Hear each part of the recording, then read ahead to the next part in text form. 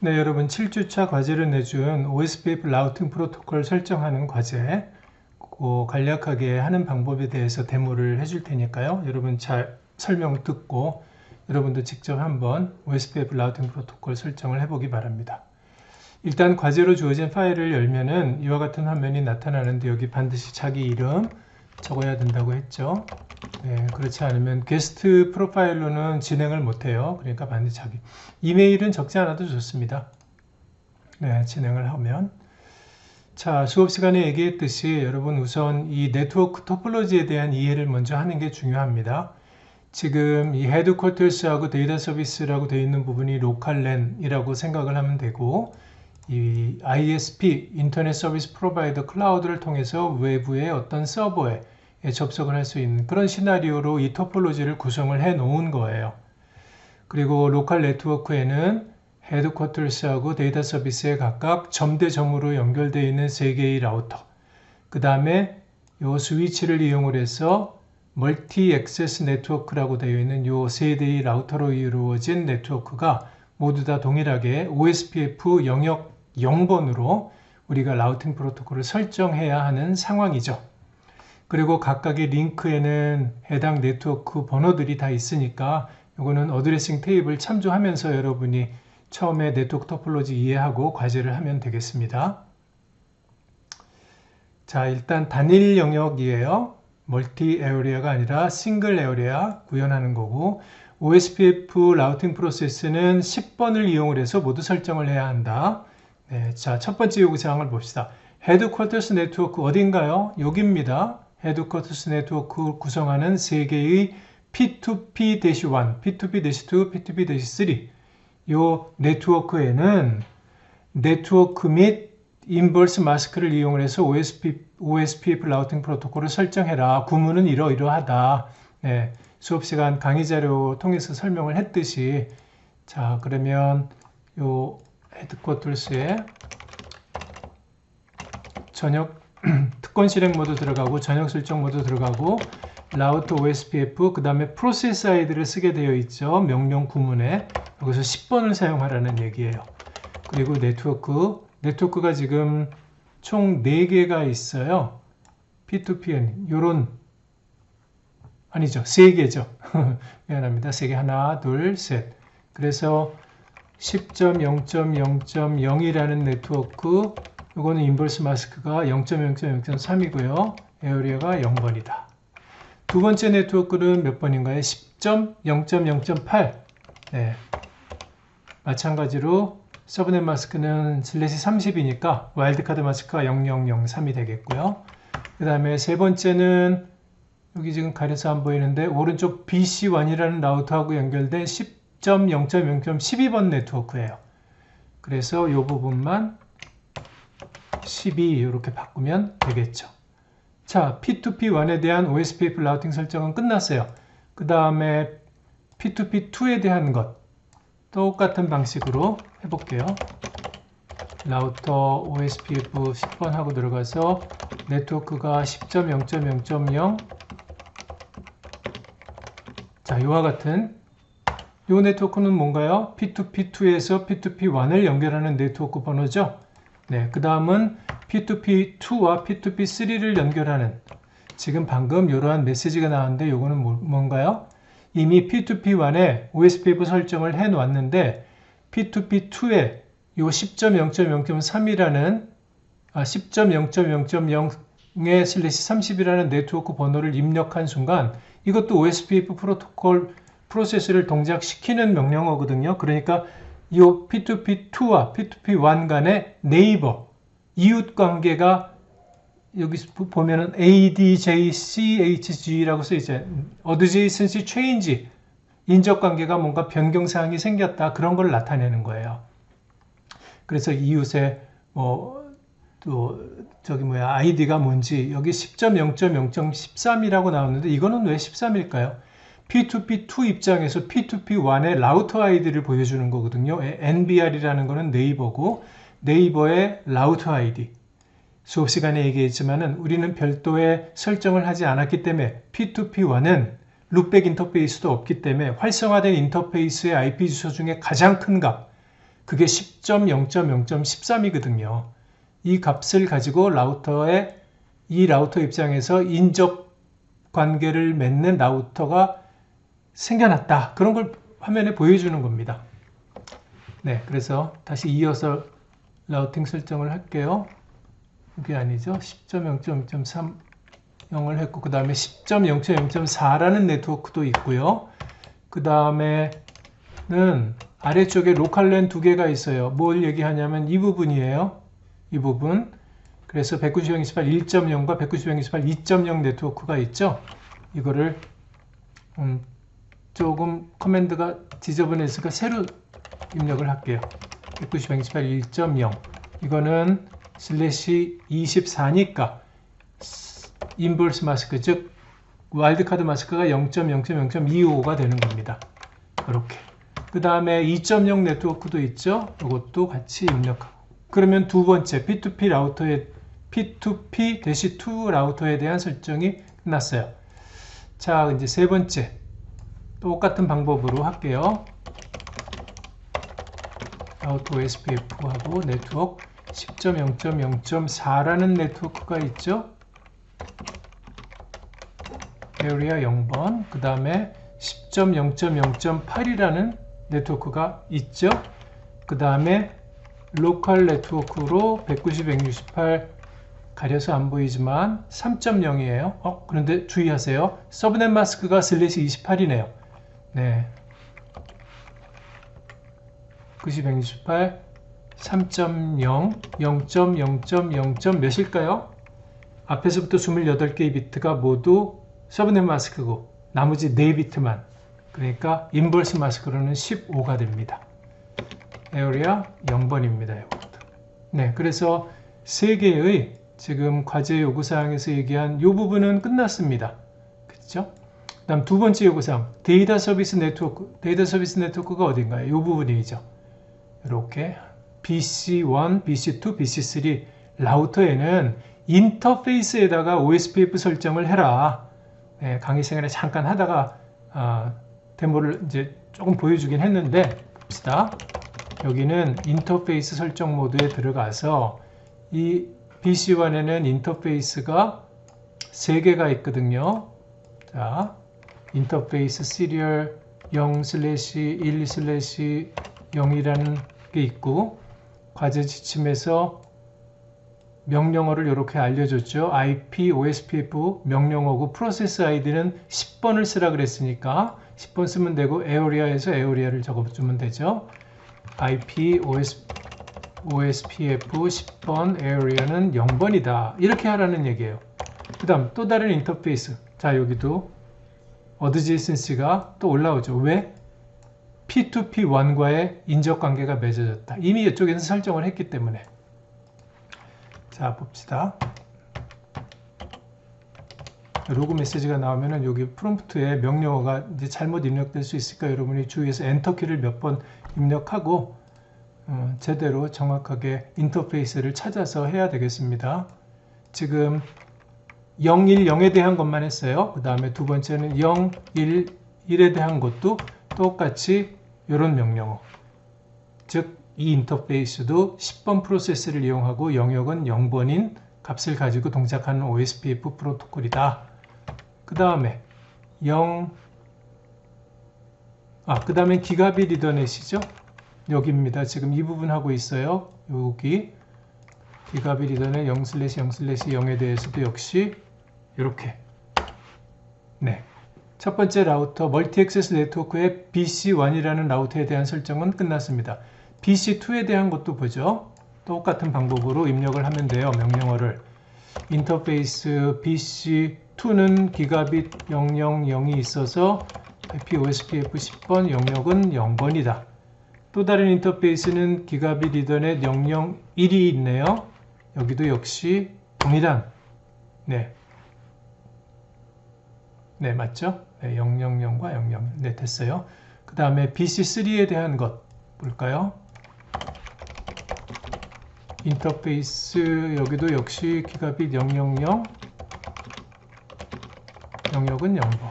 그 다음에 또 다른 인터페이스 001 명령어는 동일한 명령어. 자, 여기까지 해서 거의 36% 올라왔네요. 컴플리션 레이트가. 그래서 과제 지침 요구사항에서 요구하는 이 두 번째 항목까지 마쳤어요. 네.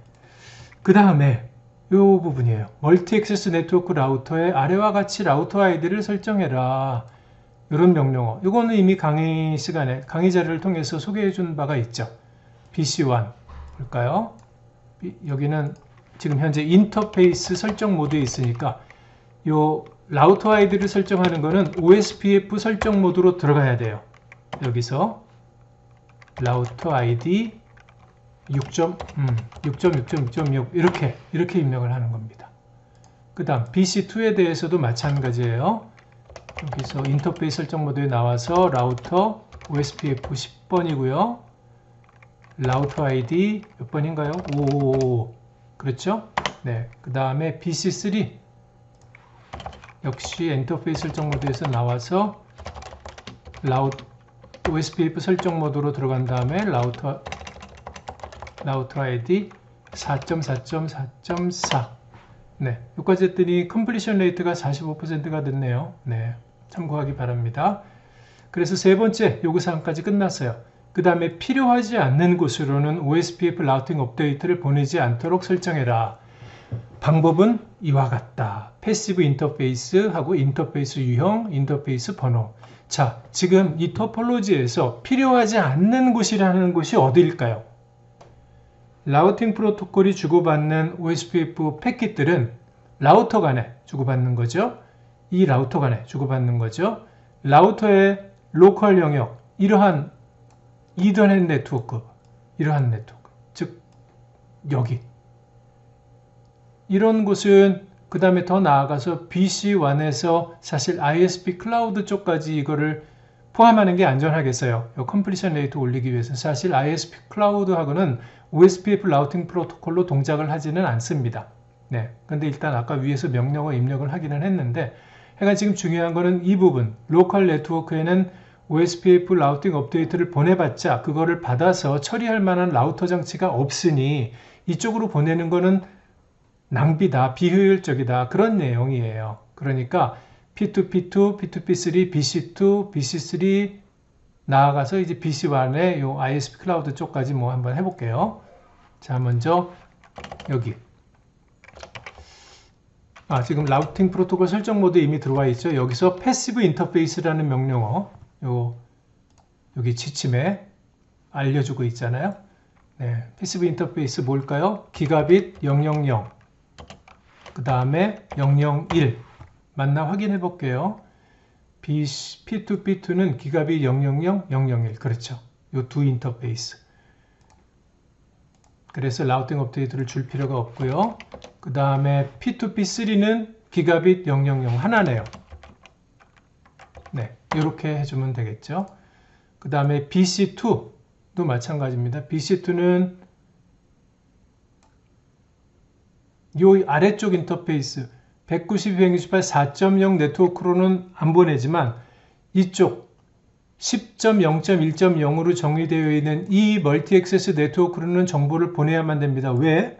BC1과 BC3와 라우팅 업데이트를 해야 하니까.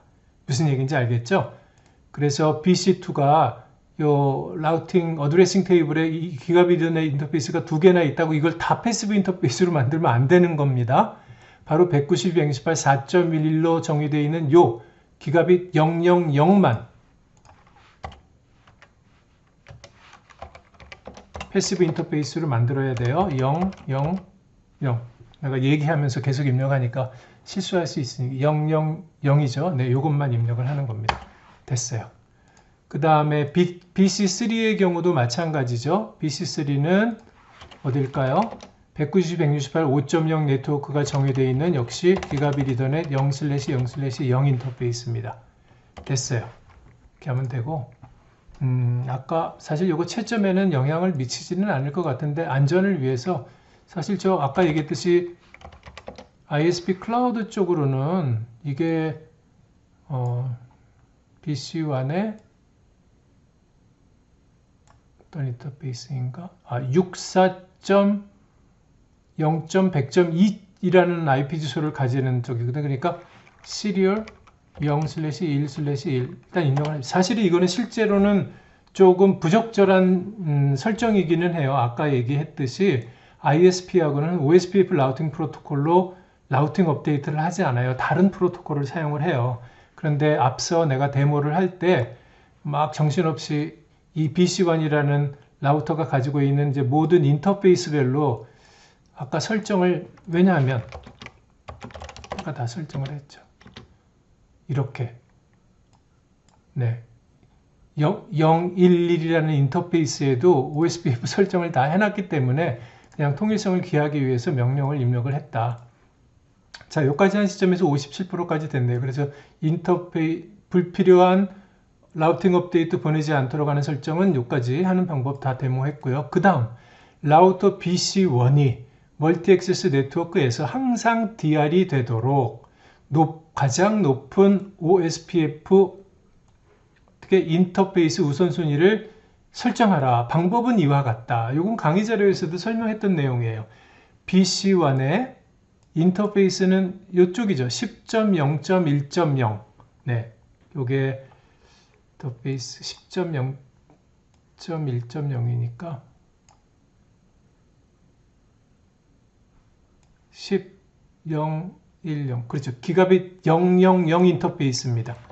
네, 그래서 나가서 000 여기다가 IP, OSPF, Priority 값은 어떤 값이 가장 크다고 강의 시간에 얘기했어요? 0에서 255까지. 모르겠으면 헬프 코맨드 이용해 보면 됩니다. 기본 값은 얼마라 그랬죠? 1번이라 그랬어요. 이 세 대의 라우터가 모두가 다 기본 값으로 인터페이스 우선순위가 1번인데 이 라우터만 255라는 값으로 바꿔주면 얘가 항상 나중에 DR 선출할 때 우선적으로 DR로 선출이 되게 하겠다. 그런 의미입니다. 여기까지 했더니 또 몇 퍼센트가 올랐네요. 61%가 됐네요. 그 다음에 ISP 클라우드로의 기본 경로를 출구 인터페이스를 인자로 사용해서, 이거는 정적 라우팅 설정하는 거예요. Default Static Route. 여러분 기억납니까? 정적 라우팅 숙제도 여러분이 했는데 IP 라우트 그래 놓고 0.0.0.0 0.0.0.0 쿼드 제로 라우팅이라고도 내가 설명을 한 적이 있죠.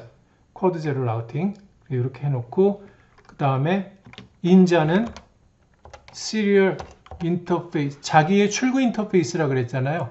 BC1이 ISP 클라우드하고 연결된 바로 이 인터페이스, 지금 내가 마우스 움직이고 있는 이 인터페이스가 시리얼 몇 번인지 어떻게 합니까? 바로 이 IP 주소 요걸 보고 아는 거예요.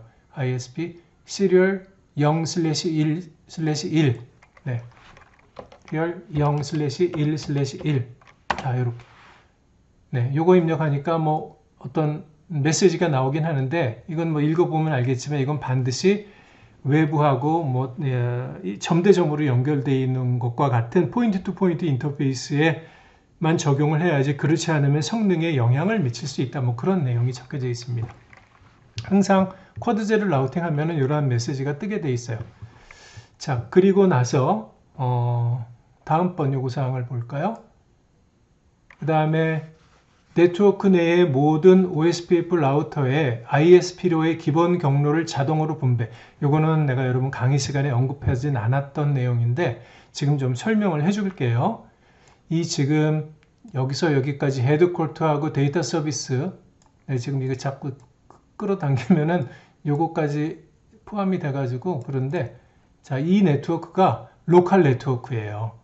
그리고 이 BC1이라는 라우터는 이 로컬 네트워크로 정의되어 있는 기관이 외부 네트워크하고 연결되는 게이트웨이 역할을 하는 라우터입니다. 즉, 이 내부에 있는 모든 사용자들은 외부 인터넷과 연결하기 위해선 반드시 BC1을 통해서 ISP 클라우드로 들어가게 되어 있죠.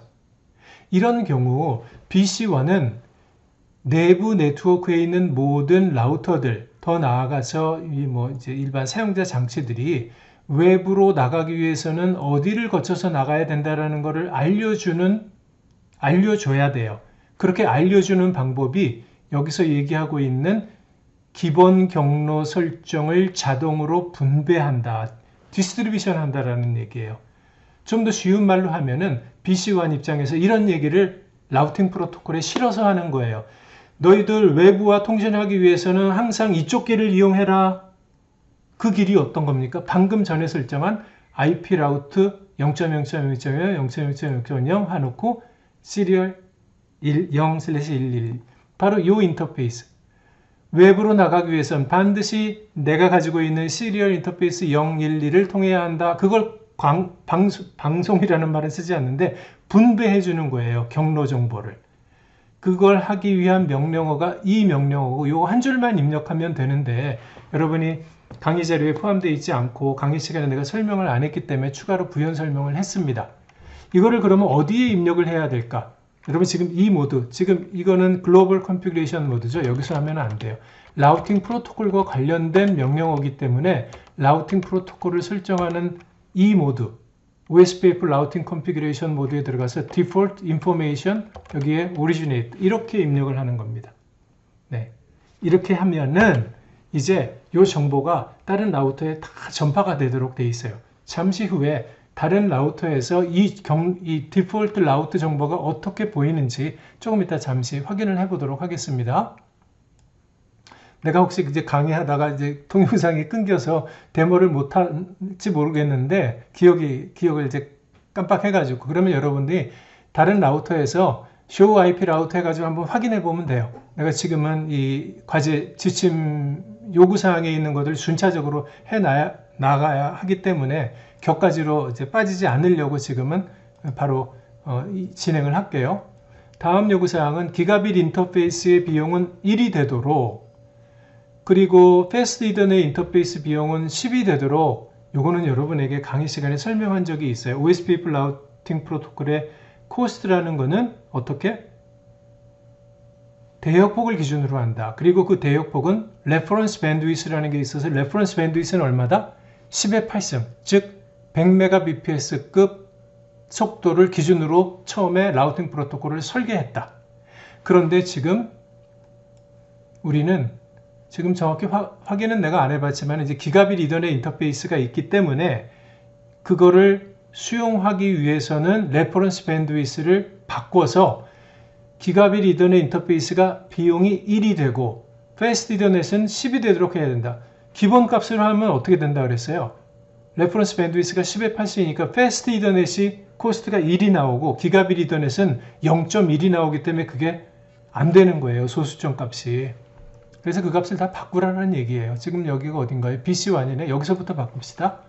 오토 코스트 레퍼런스 밴드위스 얼마로 해야 돼? 기본이 100이었어요. In terms of megabps라고 강의 자료에 써놨잖아요. megabps 단위이기 때문에 기본이 100이었거든. 근데 이거를 기가빗 이더넷이 코스트가 1이 되도록 하려면 이걸 1000으로 해야만 이게 1이 됩니다. 네, 이거를 입력하라는 얘기예요. 이것도 경고가 뭐가 나오죠. 이걸 바꾸려면 읽어보세요. Please ensure reference bandwidth is consistent across all routers. 여기만 하면 안 된다. 이 영역 내에 있는 모든 라우터들이 다 동일한 기준값을 가지고 있어야 하기 때문에 BC1 뿐만 아니라 BC2도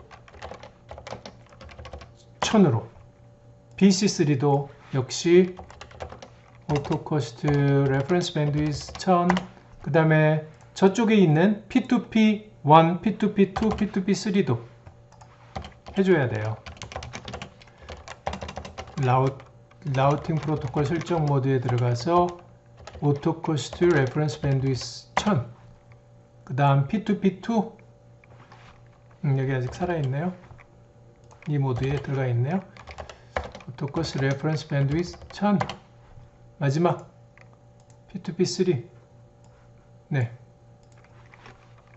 autocost reference bandwidth 1000 여기까지 하니까 completion rate가 80%까지 올라왔네요. 네, 자, 지금 어디까지 했죠? 네, 여기까지 했습니다. 그 다음 P2P-1 인터페이스의 시리얼 011의 OSPF 비용을 이건 어떤 연습이냐면 여러분한테 방금 코스트 변경하는 작업을 했는데 수동으로도 네트워크 관리자가 링크의 비용을 설정할 수 있다고 했잖아요. 그걸 한번 이제 연습을 하기 위한 항목입니다. 코스트는 인터페이스에서 정의가 되거든요. 그러니까 인터페이스 0/11 해놓고 코스트를 수동으로 설정하는 명령어가 여기 과제 지침에 이렇게 이렇게 주어졌으니까 그 명령어 그대로 쓰고 얼마를 여기를 50으로 바꿔라. 네, 그런 얘기입니다.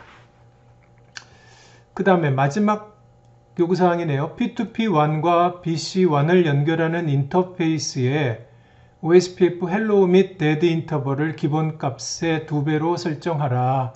요거 여러분에게 이제 OSPF 라우팅 프로토콜이 이웃 라우터하고 라우터가 정상적으로 동작하는지 안 하는지를 헬로우 패킷을 주고받는다라는 얘기까지는 했는데 여러분에게 또 구체적으로 얼마의 주기를 주고받는가 이런 얘기는 하지 않았는데 잠깐 설명을 할게요. 기본값은 여기 설명했듯이 10초 간격으로 OSPF 라우팅 프로토콜이 이웃 라우터하고 10초 간격으로 주고받게 되어 있어요. 근데 이거를 2배로 하라 그랬으니까 20초로 하라. 그래 놓고 또 요구사항에서 데드 주기라는 게 데드 인터벌이라는 거. 데드 인터벌은 이 헬로우 인터벌의 4배예요. 그러니까 40초예요. 이 40초라는 데드 인터벌이 갖는 의미는 뭐냐면 이런 거예요. 한 라우터가 이웃 라우터에게 10초 주기로 헬로우를 보냈어. 응답이 안 와. 또 10초 후에 보냈어. 응답이 안 와. 이거를 4번을 하면 40초가 지나가겠죠. 그래서 40초 동안 이웃 라우터로부터 헬로우 패킷을 헬로우라는 인사를 받지 못한다면 해당 라우터는 이제 네트워크에 존재하지 않는다. 네트워크에 장애가 생겼다. 네트워크가 다운됐다. 이렇게 판단을 하는 근거로 삼는 거예요. 그래서 그 라우터로부터 이전에 받은 네트워크 정보라든지 그 라우터에 연결되어 있는 네트워크 정보를 자기가 가지고 있는 데이터베이스에서 지워버리는 거죠. 그런 용도로 사용하는 게 바로 이 헬로우 이밋 데드 인터벌이라는 겁니다. 그래서 그럼 이 인터페이스가 어떤 인터페이스인지 알아야 되는데요. 어드레싱 테이블에 보면 P2P1이 10.0.0.12 바로 요거거든요. 020. 그 다음에 BC1은 010이네요. 이쪽에는 020, 이쪽에서는 010. 요거를 020 해서 명령어는 여러분에게 이미 이렇게 알려줬죠. IP OSPF hello interval. 그렇죠? 그대로 치면 됩니다. IP OSPF hello interval. 원래는 10초인데 기본값의 2배로 하라 그랬으니 여기다 20 이렇게 입력을 하면 되겠죠. 그리고 IP OSPF dead interval 역시 2배로 하라 그랬. 기본값이 hello interval이 10이었으니까 dead interval은 기본값은 40. 요거의 2배. 80 이렇게 하면 된다. 마찬가지로 BC1에 대해서도 내가 자꾸 번호를 까먹으니까 얼마였지? BC1은 0/1/ 아닙니다. 미안. 0/1/0이에요. P2P-1하고 연결된 인터페이스를 지금 찾은 거예요. 네. 10.0.0.12번 네트워크니까 요겁니다. 10.0.0.4라는 인터페이스 IP 주소를 가지고 있는 바로 010 인터페이스. 여기서도 hello 인터벌은 OSPF hello 인터벌은 20. 그 다음에 IP OSPF dead 인터벌은 80. 네. 자, 이렇게 하면은 모든 설정이 끝났어요. 여러분은 모든 설정을 끝나고 나면 모든 라우터에게 이렇게 WR이 뭐라 그랬죠? Write memory. 러닝 컨피그레이션을 스타트 컨피그레이션으로 카피하는 명령어라 그랬죠? 이걸 반드시 해서 안전하게 각각의 모든 6개의 라우터에 대한 설정을 했으니 여러분 PC는 아마 미리 다 IP 주소가 이미 이 과제에서 설정이 되어 있어요. 여러분이 하는 거는 이 6개의 라우터에 OSPF 라우팅 프로토콜 설정하는 것만 하면 되는데 혹시라도 여러분이 과제를 이렇게 파일 save as 해가지고 저장을 해서 제출을 하는데 혹시라도 높아진 만에 하나 WR이라는 것을 안 해서 이 라우터에 고생해서 설정한 내용이 날아갈까봐 모든 라우터에 이렇게 반드시 WR 해가지고 나는 시간관계상 다른 건 하지 않을게요. 이렇게 해서 제출하면 되겠습니다. 기억나. 마지막으로 여러분에게 라우팅 테이블 한번 확인하는 거 해보자 그랬죠. 지금 내가 이 P2P-2에서 show IP 라우터 해가지고 라우팅 테이블을 한번 보겠습니다. 이 라우터 입장에서는 지금 자 이와 같이 하나하나 여러분이 다 이제 살펴봐야 되겠지만은 CL로 되어 있는 거는 이미 강의 시간에 설명했듯이 직접 연결된 네트워크라 그랬죠. 직접 연결되지 않은 네트워크가 굉장히 많이 있죠. 이 라우터 입장에서 보면 여기도 그 다음에 이쪽 네트워크 이쪽 외부 네트워크까지, 그러니까 OSPF 라우팅 프로토콜에 의해서 학습한 네트워크들이 다 이와 같은 형태로 표현이 되고 있는 겁니다. 그렇죠? 네. 한 가지 예로 이것만 10.0.0.8 같은 거 한번 볼까요? 거기에 이 목적지 네트워크에 도달하기 위해서 코스트는 얼마가, 왜 코스트가 697이 나왔는지 여러분 조금 더 챌린지한 도전 과제로 여러분이 한번 이걸 규명 또는 확인해 보고 싶다 그러면 10.0.0.8 네트워크 또 다른 네트워크도 마찬가지겠지만은 이런 네트워크로 가기 위해서 도중에 어떤 링크를 통해서 가고 그 링크는 코스트가 왜 이런 값이 나오는지 여러분 한번 계산해 보세요. 계산 방법은 아까 지침에도 있듯이 여기 있죠. 오토 코스트 레퍼런스 밴드위스 10의 8승, 우리는 이거를 10의 9승으로 만들었잖아요. 10의 9승을 각각의 링크의 밴드위스로 나눈 값이 혹시 소수점이면 정수값을 이용하면 됩니다. 그거로 이렇게 만들어진 거예요. 근데 계산하기 어렵다면 나중에 수업 시간에 질문을 하면 내가 또 풀이를 해주겠습니다. 그러니까 지금 어찌됐든 이걸 보는 거는 OSPF 라우팅 프로토콜이 모두 다 정상적으로 설정이 돼서 원격 라우터에 대한 모든 것들이 확인이 되며, 다른 하나 추가로 이 쿼드 제로 라우팅이라는 거, 이거는 익스터널 네트워크라는 거예요. EE2라는 거는 OSPF 라우팅 프로토콜로 학습을 한 네트워크는 맞는데 0000이니까 뭡니까? 내가 알지 못하는 모든 네트워크. 이 정보는 어디서 받았나요? 아까 BC1에서 쿼드 제로 라우팅, 여기 보세요. 요 지침의 요 부분에 설정하고 디폴트 인포메이션 오리지네이트, 이거 나중에 한번 확인해 봅시다라고 내가 얘기했는데 그게 기억나서 추가로 설명해 주는 거예요. 이렇게 해서 BC1이 뿌려진 정보, 분배된 정보로 인해서 이 엔트리가 만들어진 겁니다. 즉 외부 경로가 OSPF 라우팅 프로토콜에 의해서 학습을 한 건데, 그러니까 쿼드 제로 라우팅에 대한 외부 네트워크에 대한 정보를 OSPF 라우팅 프로토콜 재분배에 의해서 학습을 받았는데, 이거는 별표가 있는 거 보니까 별표는 디폴트 라우트라는 뜻이라 그랬잖아요. 디폴트로는 디폴트 경로다. 이것이 외부로 나가기 위한 그런 뜻이, 여길 가기 위해서는 어디를 거쳐야 하는가, 그 정보는 언제 업데이트가 됐고 실제 나의 이 P2P2라는 라우터 입장에서 어느 경로를 통해서 나가야 되는가, 이런 정보가 여기 추가가 된 겁니다. 네. 여러분이 이전에 정적 라우팅 프로토콜 설정을 할 때는 여기는 이 코드가 O가 아니라 S라고 되어 있을 거예요. 네, 만약에 쿼드 제로 라우팅을 여러분이 정적 라우팅을 설정을 했다면 그거는 정적 라우팅 프로토콜에 의해서 학습한 디폴트 라우터이기 때문에 그렇게 붙었고, 교수님 그럼 그때는 왜 E2라는 게 없었나요? 여러분이 이전에 과제할 때는 익스터널 네트워크가 없었기 때문입니다. 네. 자, 그렇게 해서 과제 OSPF 라우팅 프로토콜 과제 풀이를 마쳤습니다. 여러분 기한 내에 잘 설정을 해서 시험 보기 전까지 제출하면 되니까 과제 잘 해서 제출하고, 수행하다가 혹시 여러분 아무리 해도 이 동영상 자료를 아무리 봤는데도 잘 못하겠다 그러면 또 질문을 하세요. 이메일로든 이캠퍼스로든. 그리고 질문할 때 혹시라도 질문을 하게 되면 이 명령어 넣었는데 안 됩니다. 그리고 무작정 질문을 하지 말고 여러분이 지금 작업하고 있는 파일을 같이 보내줘야만 내가 상세한 내용을, 설정한 내용을 보고 어디가 잘못됐는지 확인할 수가 있으니까 파일도 같이 보내주기 바랍니다. 네, 이상 마칠게요.